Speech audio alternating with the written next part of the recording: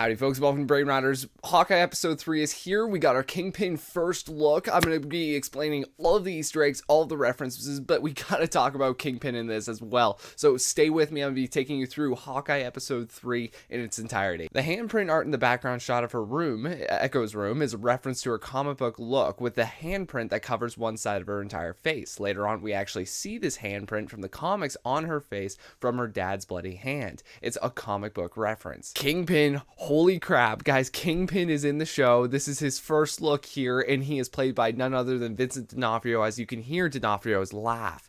Her dad is part of the tracksuit mafia. Kingpin is running the mafia and likely will be running most of New York's mafia, what's left of it after Ronin had killed them all. What's even cooler is that Kingpin, like I said, has a reason to hate Hawkeye or Ronin, as he killed most of the tracksuit, most of the gangs in New York. And 2 seconds later, there's an Easter egg for Kingpin in the episode with the inclusion of Fat Man being what the garage is called. This is important because the iteration of Kingpin that Vincent D'onofrio is playing is supposed to be his really giant and quote-unquote fat version of himself, similar to the Into the Spider-Verse Kingpin. So this is heavily foreshadowing that. Hawkeye says that Black Widow killed Ronin. Hawkeye is talking figuratively speaking, but Echo does know that. See, when Black Widow killed herself in order to get the Soul Stone, the Avengers were able to bring back everyone, including Hawkeye's family. So that means that Hawkeye didn't have to be Ronin anymore now that he had his family back. And that's how Black Widow killed Ronin, by getting the Soul Stone and bringing everyone back. The way Clint snaps open his bow is the same way that he opens his bow from every other MCU movie. It's just a small detail. This is the suction tip arrow from the comics, and the first of many to look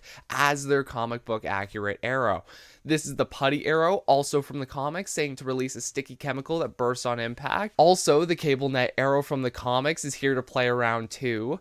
Kate starts firing acid arrows, which don their similar comic book counterpart look. This one is the smoke bomb arrow from the comics. And you'll notice with the putty arrow and the smoke bomb arrow at this point, all colors are purple, giving us that more comic booky Hawkeye feel to it, being that his new look is purple, adapted from the comics in almost every way now. Hey, you made this far, you might as well subscribe if you're new, as well sit in that bell for notifications so you don't miss another video just like this one. You can see that Hawkeye has the Pym arrow, which has Easter eggs all over it. 1, Hank never lent out his technology. He made that clear in Ant-Man 1, so Scott was the one to give Hawkeye Pym particles to do this and make this possible. And the blue Pym particle, as you'll remember, expands things, so this arrow being blue, you can already tell is going to expand the other arrow. Second, this arrow being blue is a small reference to when Ant-Man was on top of Hawkeye's arrow, that same arrow having blue lining, so there is Ant-Man callbacks all around on this arrow. Kate just drew Hawkeye a picture of his comic book accurate suit, right down to the insanely comic book accurate mask. Kate names the dog Pizza Dog, which is close enough to his comic book name, which is Lucky the Pizza Dog. Hawkeye name drops the big bad from the comic book run that the show is based off of. So this guy here is named Kazi, who is the clown from the Matt Fraction Hawkeye run that the show is based off of. You can see on the criminal database that there is someone named Cadlick, who is an Inhuman from the Marvel Comics.